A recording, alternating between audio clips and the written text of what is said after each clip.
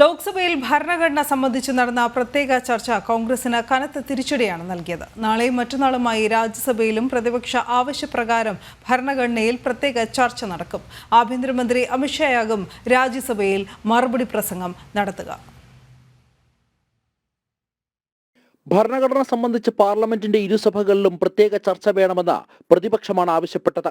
ഇത് അംഗീകരിച്ച സർക്കാർ 2 ദിവസം ലോക്സഭയിലും 2 ദിവസം രാജ്യസഭയിലും ചർച്ച അനുവദിച്ചു. എന്നാൽ ലോക്സഭയിൽ നടന്ന ചർച്ച കോൺഗ്രസിന് വിനയായി. ചർച്ച തുടങ്ങിവെച്ച പ്രതിരോധ മന്ത്രി രാജ്നാഥ് സിംഗ് മുതൽ മറുപടി പ്രസംഗം നടത്തിയ പ്രധാനമന്ത്രി നരേന്ദ്രമോദി വരെ കോൺഗ്രസിനെ രൂക്ഷമായ ഭാഷയിലാണ് കടന്നാക്രമിച്ചത്.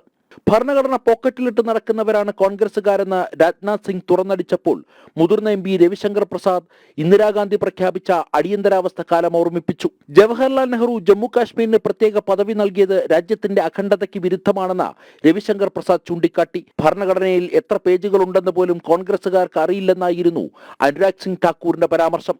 ഭാരതത്തിൽ ന്യൂനപക്ഷ വിഭാഗങ്ങൾ അനുഭവിക്കുന്ന സ്വാതന്ത്ര്യം ചൂണ്ടിക്കാട്ടി കേന്ദ്രമന്ത്രി കിരൺ റിജിജു ന്യൂനപക്ഷ വേട്ട എന്ന പ്രതിപക്ഷ ആരോപണങ്ങളെ തള്ളി. മറുപടി പ്രസംഗത്തിൽ രൂക്ഷമായ വിമർശനങ്ങളാണ് നെഹ്റു കുടുംബത്തിനും കോൺഗ്രസിനുമെതിരെ പ്രധാനമന്ത്രി നരേന്ദ്രമോദി ഉയർത്തിയത്.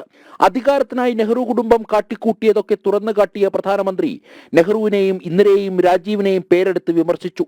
ഭരണഘടനയെ ഇത്രമാത്രം അവഹേളിച്ച മറ്റൊരു കൂട്ടർ ഉണ്ടാകില്ലെന്നും നരേന്ദ്രമോദി ചൂണ്ടിക്കാട്ടി. നാളെയും മറ്റന്നാളുമായി രാജ്യസഭയിൽ നടക്കുന്ന ചർച്ചയും കോൺഗ്രസിന് വലിയ തിരിച്ചടിയാകും. ജനം, ഡൽഹി.